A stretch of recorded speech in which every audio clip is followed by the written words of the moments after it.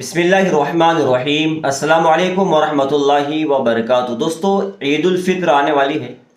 دعا کریں کہ اللہ تبارک و تعالیٰ عید الفطر کا دن ہم سب کو نصیب فرمائے۔ لیکن جیسے ہمارے بہت ساری عبادتیں ہوتی ہیں، ہم اس میں کچھ بدعات اور خرافات کو مبتلا کر دیتے ہیں، جس کی وجہ سے ہماری ساری عبادتیں، ہمارے جو کرنے کے صحیح کام ہیں، وہ سب خراب ہو جاتے ہیں۔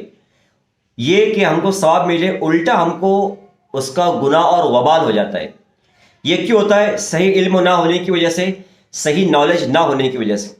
عید کے دن کیا ہوتا ہے کہ اگر اس سال گھر میں کسی کا انتقال ہوا ہے یا پھر کوئی ایسا حادثہ ہو گیا ہے، تو اس سال جو آنے والی عید ہوتی ہے نا، وہ گھر کے لوگ نہیں مناتے۔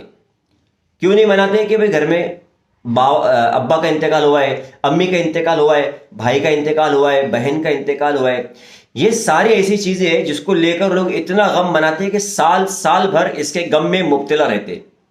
تو جب ایسی چیزیں ہوتی ہیں تو ہمیں چاہیے کہ ہم شریعت کی طرف رجوع کریں، قرآن کی طرف، حدیث کی طرف، نبی کریم صلی اللہ علیہ وسلم کی طرف۔ صحیح مسلم، صحیح بخاری میں اللہ کے نبی صلی اللہ علیہ وسلم کا فرمان ہے کہ یہ جو انتقال ہوتے ہیں، اس پر غم منانے کی شرعی حیثیت کیا ہے، کتنا غم منانا چاہیے۔ اللہ کے نبی صلی اللہ علیہ وسلم نے فرمایا کہ کسی بھی عورت کے لیے جائز نہیں کہ وہ کسی بھی میت کا انتقال کا جو غم ہے وہ 3 دن سے زیادہ منائے، سوائے شوہر کے، کہ اس کا جو غم ہے وہ 4 مہینے 10 دن کا ہے۔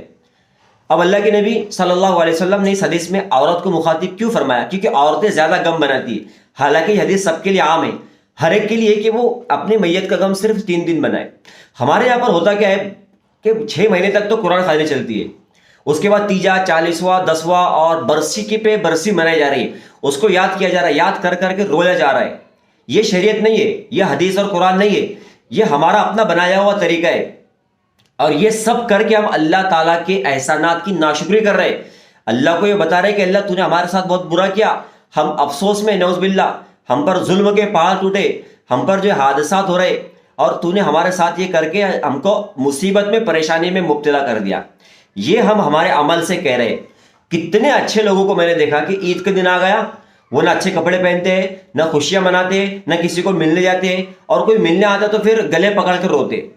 یہ اللہ کے احکام کی، اللہ کے جو اللہ نے خوشیاں دی اس کی نافرمانی ہے۔ یہ دیکھو، حضرت زینب رضی اللہ تعالیٰ عنہ، چھوٹا سا بچہ ہے، بیمار ہو گیا، اللہ کے نبی صلی اللہ علیہ وسلم کو حضرت زینب رضی اللہ تعالیٰ عنہ نے بلانے کے لیے بھیجی۔ میں مختصر میں بتا رہا ہوں۔ تو اللہ کے نبی صلی اللہ علیہ وسلم کو ایک شخص سے بلانے کے لیے آئے اور کہا کہ بچے کی طبیعت خراب ہے، آخری وقت ہے۔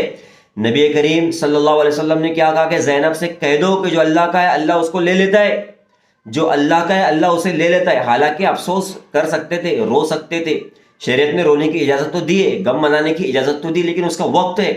لیکن اللہ کے نبی صلی اللہ علیہ وسلم سب سے پہلا پیغام یہ دے رہے ہیں کہ افسوس جو اللہ تبارک و تعالیٰ کا ہے وہ اللہ لے لیتا ہے، اور اللہ کو حق ہے لینا۔ زینب سے جا کر کہہ دو۔